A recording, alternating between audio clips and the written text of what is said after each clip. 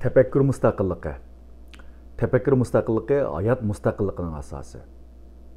Ergeç gücü bulman, izden gücü bulun. Akıl paraset ve müstakil izleniş insanı başka canavarlardan farklandıradigan en asaslık mühim farklardan biri. Ama nurgun kişi özüge berilgen mundaq müstakil izleniş hukukunu işletishni xalamaydi. Başkalar nima dese, hech qanday tekshirmay turib, uningga ergishadi, ishinadi. Bundaq kishilar hamisha o'zining xosligini yo'qotib qo'ydi. Mustaqil tafakkur qilmaydigan kishilar mustaqil hayotda meg'iz ocholmaydi. Atrofimizda bundaq kishilar nihoyat ko'p.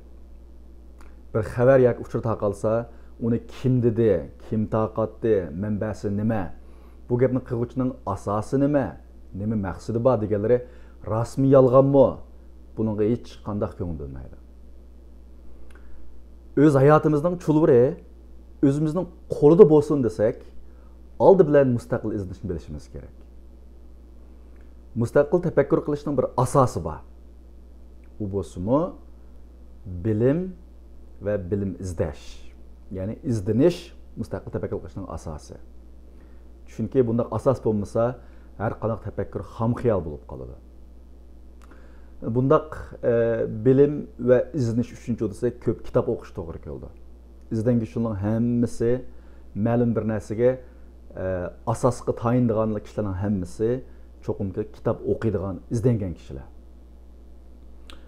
Natija shuki, o'zi vaqt chiqarib kitap o'qimaydiganlar, izlanmaydiganlarning chulurini boshqalar tutgan bo'ladi.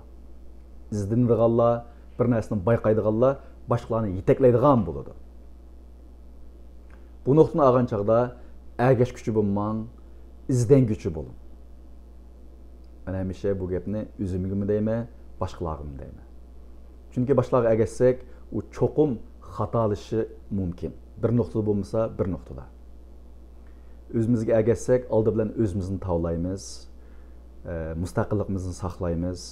Xatolashsak o'zimiz ega bo'lamiz, to'g'ri bo'lsakmi o'zimiz ega bo'lamiz. Qandaq bo'lishidan qat'iy nazar, boshqalarninki so'zi, harakatini o'zimiz mustaqil bir qatim baholashga, boshqalarning so'zini, bahosini anglashdan burun o'zimiz biz iznab beqishga to'g'ri keldi. Hatto boshqalarning bahosini anglab bo'lgandan keyinmi, unimi qaytadan ikkinchi qatim iznab beqish to'g'ri keldi. Oxirida deganim, izlanish tafakkur mustaqilligining asosi. Anladingizmi Tahirjon? O'zimga nasihat.